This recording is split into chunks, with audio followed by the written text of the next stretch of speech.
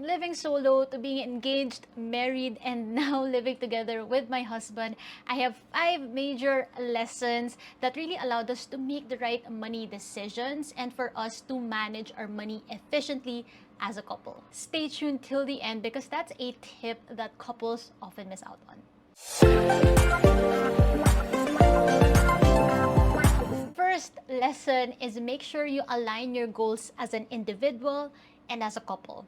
I'm really so firm about setting clear goals. The reason for this is that it can be so easy to get distracted when you don't have a clear goal, when you don't have a clear destination for yourself and as a couple. It's so important to let your partner in on what you'd like to achieve for the year, what milestones you'd like to achieve as a personal milestone and something that you'd like to achieve together as a couple. Because oftentimes, we're gonna be so focused on just paying the bills month to month, discussing what we need to pay for, that we forget what's the point of working? What's the point of earning money? I remember when we were just engaged, I told my partner that I really had plans to go to Coron, Palawan on my own on my birthday.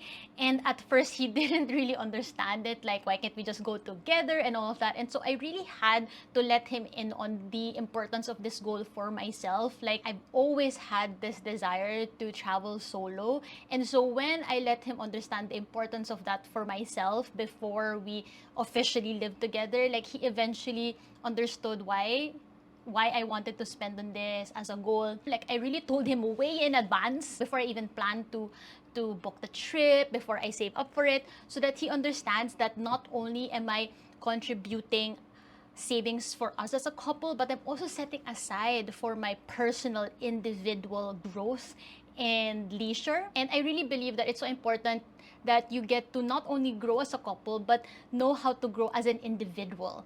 Because I feel like when you grow as an individual, you also get to parang na-influence mo rin unconsciously or indirectly yung partner mo that he can also pursue his own goals, his own personal goals and all that. So I really believe that in order for you to get along with how you manage your money, that you get clear on your personal goals and what you'd like to use your money and savings as a couple. For instance, when we were in the engaged process and marriage preparation process, we knew that our priorities were having a smooth turnover for our new place, the condo that we're living in now, and also being financial stress-free for our wedding, because we knew that there were gonna be a lot of cash out expenses for that period in our life. We know that this year, as we are living together na, it's going to be an adjustment phase, and at the same time, it's our time to rebuild our couple savings, our joint savings as well. So even though it can be so tempting to think about then the next property we want to invest in a bigger property, because right now we're in a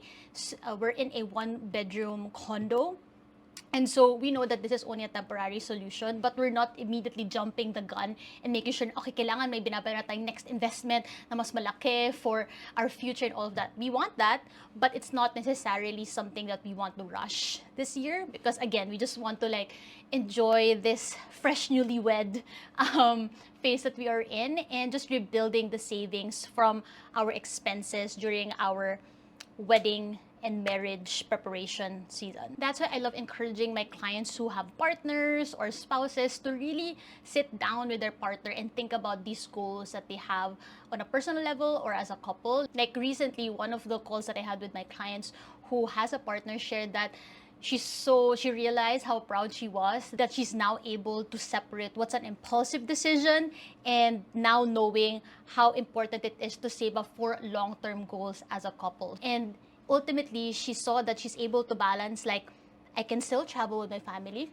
I can still take care of my business that is on a personal level, allows me to grow, and at the same time balance saving up for the long-term education for my son. And that's what I love seeing with my clients who are in couples, is that they get to create a balance between all these different categories in their lives, both in their personal goals and their goals as a couple. Second lesson is create dedicated bank accounts for joint expenses and joint savings. So this is what I really learned recently when I transitioned to being married, because when we were just like when we weren't married yet, nung nasa engaged season pa lang or nung boyfriend-girlfriend pa lang, we actually started like saving up like just for travel, for mga leisure stuff, leisure ganap. But then, when we started spending na for the condo, for the wedding, for furnitures and things like that, there were a lot of things that we needed to get from the savings that we've built.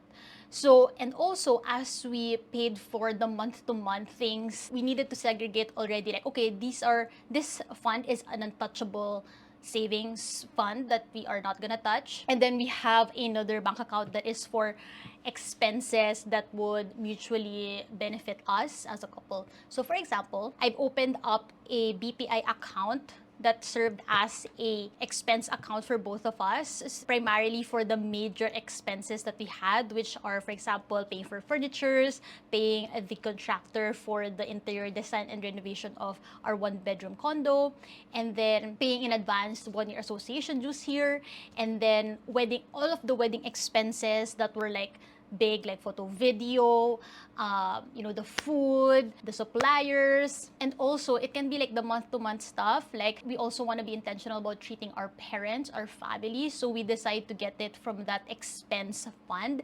And when I say joint expenses fund, you don't have to go out there and be like, okay, let's make sure both of us have access to this right away. Not necessarily. Honestly, that was preventing me last time na parang kinocomplicate ko na kailangan both kami may access and all of that. Yes, that's ideal, but then I already wanted to open an account now for the purpose of this joint expense account before we even got married, so I couldn't put his name there yet. And so I asked myself the question that I also ask my clients when they are, feeling stuck and like overwhelmed with what to do next, is like I ask myself like, Nick, what if it could be simple?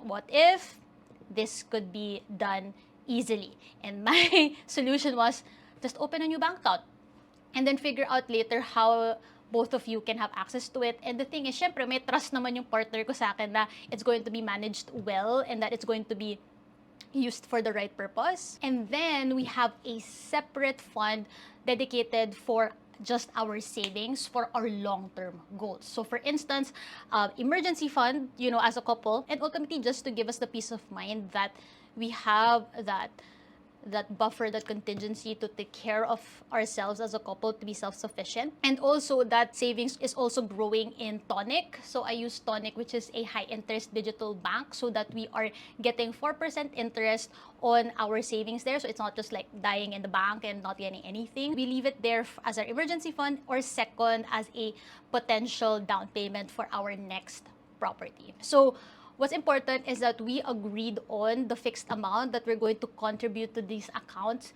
every single month.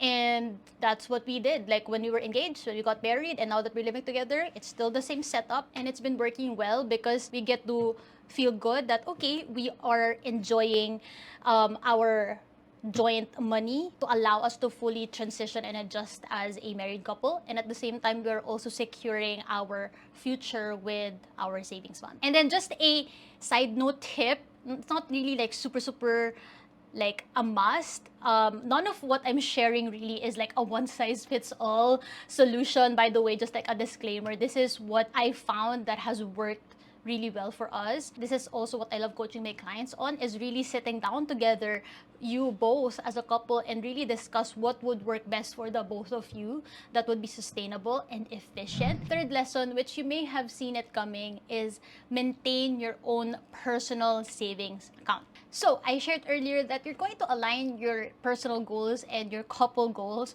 So it's important that if you want to fund your goals, your own goals, that you have your own personal savings as well, so that you're not gonna dip into your couple savings, and then that would bring up a lot of like conflict, I'd say. So like for me, it's so important to have my personal savings pa rin, because it allows me to fund and invest my personal goals, right? So for instance, I make investments for my coaching business, to grow my coaching business, that my husband will never ever understand.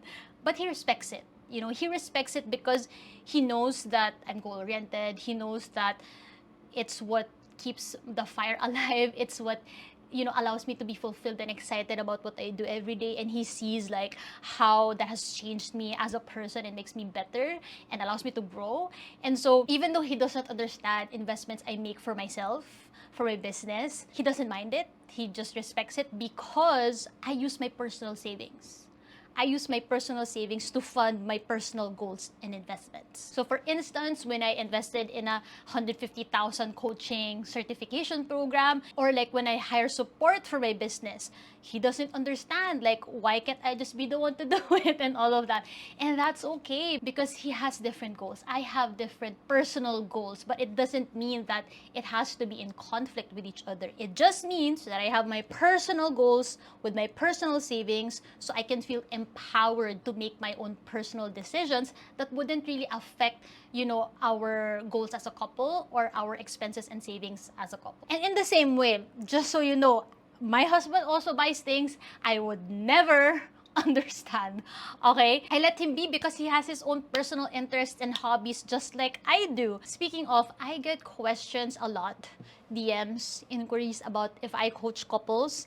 And my stand on that is I really believe also that before we manage money as a couple, we need to really manage our own individual money first. We need to set the example of how we manage our own money so that when you do it as a couple, it's basically just replicating already what works. Okay, like I honestly believe na kung impulsive pa ako dati, tapos dinala ko yun sa marriage ko, parang I feel like it's going to stir up a lot of problems. Because I truly believe, which I shared time and time again, is that money only amplifies the habits you already have. So imagine if we were to handle more bills and then a double income household, since both of us earn individually, imagine how much more problematic that is if I were already problematic with my own money, how impulsive I was and all of that. So I believe that we need to set the example of the right spending and saving habits as an individual first, so that when you unite as a couple, it's going to be easier to manage money when it's joint. I love it when my clients tell me like they are taking the lead, they are setting the example, that they are being the money manager of their family because they have set the example, they have set the standard that you could balance taking care of yourself now, funding your personal goals now, and at the same time feeling secured that you are taking care of your future goals as well. This is exactly what I've seen with my client Yvette. Like, we had a check-in call recently and she shared like, grabe, parang dati I was so worried, I was so overwhelmed with managing the finances for us as a couple, my business, personal goals, and now like she's more confident that she's able to balance all of those buckets in her life and at the same time feel empowered to sit with her husband when there are things that need to adjust in their finances, in their financial system. And that is the example of like, if you take charge of your personal finances first, it's gonna be so easy for you to influence your partner to work together as a couple so that you get to manage your money sustainably and efficiently, and which means less disagreements, less miscommunication, less conflict, and just more goals that you're able to fund and achieve together. If you're also interested in mastering the balance of saving and spending habits so that you get to be in charge of your finances and fund the goals that you've always wanted for yourself, then I would love to invite you inside my 5-month coaching program, Fund Your Freedom. This is where my clients have built sustainable money habits, balance handling their funds for different buckets in their lives, may it be personal, as a couple, as a breadwinner, for their business, for their personal leisures and all of that, and ultimately being able to simplify their financial system, simplify how they handle their finances so that they get to simplify funding the goals that they really want to get out of life. So I get fully booked like 2 to 3 months in advance. So if you've always wanted to work with me, make sure you join the waitlist down below, and that is where you get the best chances to secure your spot. Once I open enrollment, you get early access, you get an email from me when you can enroll for the next available slot, which is in May and July. Check the link below for all the details on what to expect, what's included inside my coaching program, and who knows, maybe I'll see you in the next batch. Fourth lesson that can be often missed out on, which I was talking about, and this lesson is be clear on who takes the lead managing your money as a couple. I really believe that when I decided to raise my hand and volunteer na, okay, I would love to make sure that we are on top of our finances and to make sure everything is monitored and we're on track with the goals that we are funding. So it's important that you really nominate and agree on who would oversee everything, who would keep track of your expenses and savings. As I've shared in my how I planned my intimate wedding video, I took it upon myself when we got engaged and literally created a spreadsheet. Okay, and be like, here are the expected, here are the likely expenses we're gonna have, here are the savings that we need to set aside, and here's what's gonna happen once we have spent all that. When I laid all of that, imagine mo 1 year before we got married, my partner initially wanted more guests for our wedding, like, you know, the traditional one. When I laid it down to him, he told me, like, that's when he realized that having an intimate wedding would still give us what we want, which is like spend time with our loved ones and at the same time be practical about it. And that's really why it's so important to have one of you to really take the lead on who the money manager is, or at least takes the initiative to talk about it. For me, that's really how we were able to set clear priorities as a couple, what we agreed to say yes to and no to for our wedding, for the condo, for our living situation right now. It's because I took initiative to talk about it, because it's so important to have money conversations so that walang gulatan, walang, you know, avoid mo yung conflict when you discuss it way in advance. And one of those things is like making sure that you discuss how to delegate your bills based on what's most efficient. So the common tip I see is like based on how much you earn. To be honest, parang it's so confusing kasi like in terms of yung percentages and all of that. And again, I'm the type person like we have to keep it as simple as possible, as efficient as possible, something that we're gonna stick to easily and all of that. And this is something that I coach my clients as well. Like some of my clients they have businesses together as a couple. Some of my clients, one of them is the main earner lang. Some of my clients, both of them are earning income, so double income household. So all of those situations would need to have a tailor-fit financial system, a tailor-fit way of managing money. That's why for me, I don't believe na parang the person who earns more, kailangan yun yung mas malaki yung bills. Like for me, delegate bills based on what's most efficient for both of you. So when I say what's efficient is like ano yung madaling bayaran every month for both of you. Yung, so that you can hold each other accountable for paying those bills. And my fifth lesson, and this is so important because none of the things I shared earlier, none of the 4 lessons I shared earlier would matter if you don't do this last tip and lesson, which is have money conversations as a team. Like a lot, I've seen this with my clients who shared with me how they're scared to talk about money with their partner, how there's this fear of just bringing up money, period, because of their money history, whether their parents always fought about money or they just had negative associations or emotions associated to money, you know? And because of that, mas nagiging stressful pa if nakikimkim, if hindi na pag-uusapan and all. So I saw that a lot of disagreements and resentment would have been prevented if napag-usapan siya way before lumaki yung problema. And ultimately, it's about having more openness and transparency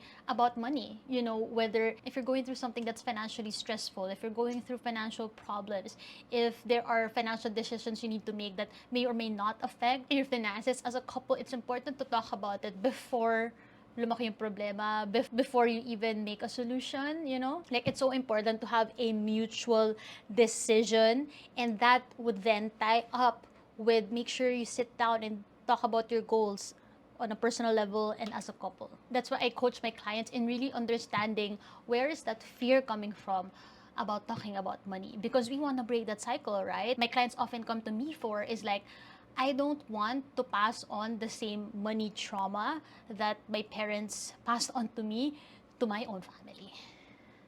Right? I want to break the cycle. I don't want to pass on the same toxic spending habits that my parents passed on to me, you know? And in order to do that, we need to understand what held us back when it comes to our money decisions so that we don't project that to our partner, to your spouse. These are the important conversations that I coach my clients on when we get on a coaching call is like really shaking up, like what is that limiting belief that's holding you back from talking about money, from bringing up your financial problems, your financial worries, because oftentimes we make it harder than it seems. We make it scarier than it seems.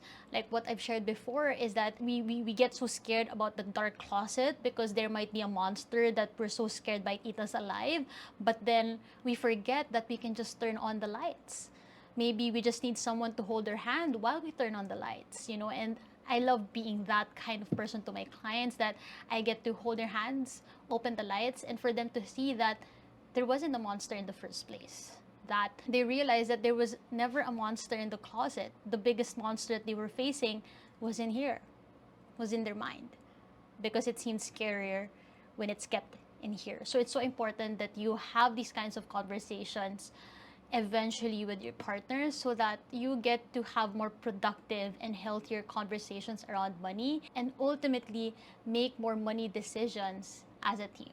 And you know what? Maybe I'm going to learn a lot more lessons because I am new in this newlyweds thing, right? But one thing's for sure, I'm proud of us that we were able to manage our money efficiently from being engaged to married to now living together. And I'm grateful that I get to share those lessons with you throughout the journey. So if you haven't watched like how I planned my intimate wedding, you can check out this video because I have a lot of juicy tips that came up over there, and I'll see you there.